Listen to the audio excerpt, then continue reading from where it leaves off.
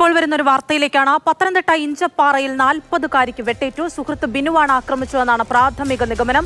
സാരമായി പരിക്കേറ്റ റിനി തോമസിനെ കോട്ടയം മെഡിക്കൽ കോളേജ് ആശുപത്രിയിൽ പ്രവേശിപ്പിച്ചിരിക്കുകയാണ്. CK അഭിലാലാണ് വിശദാംശങ്ങളുമായി ചേരുന്നത്. അഭിലാൽ, സുഹൃത്തിലേക്ക് സംശയം എത്തുന്നത് എങ്ങനെയാണ്? ഇഞ്ചപ്പാറ കക്കുന്നത്ത് റിനി തോമസ് എന്ന 40കാരിക്കാണ് വെട്ടേറ്റത്. വീടിന് സമീപം റോഡിൽ വെച്ച് രാത്രി 7:45 കൂടിയാണ് സംഭവം. ഇതുമായി ബന്ധപ്പെട്ട് റിനി നൽകിയ പ്രാഥമിക വിവരത്തിന്റെ അടിസ്ഥാനത്തിൽ ലോഡിംഗ് തൊഴിലാളിയായിട്ടുള്ള ബിനു എന്ന ആൾക്കെതിരെ കൂടൽ പോലീസ് കേസ് എടുത്തിട്ടുണ്ട്.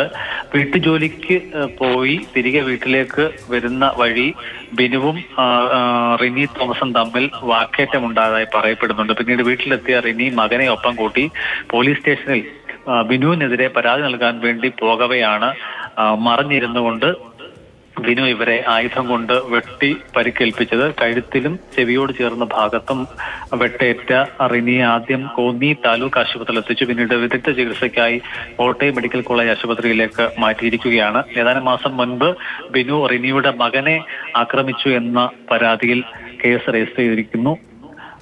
പുതിയ സംഭവത്തിന്റെ പശ്ചാത്തലത്തിൽ പോലീസ് എത്താനുള്ള സാധ്യത കണക്കിലെടുത്ത് ബിനു സ്ഥലത്തു നിന്നും മുങ്ങി എന്നാണ് നമുക്ക് ലഭ്യമാകുന്ന വിവരം. ശരി, CK അഭിലാലാണ് വിശദാംശങ്ങൾ നൽകിയത്.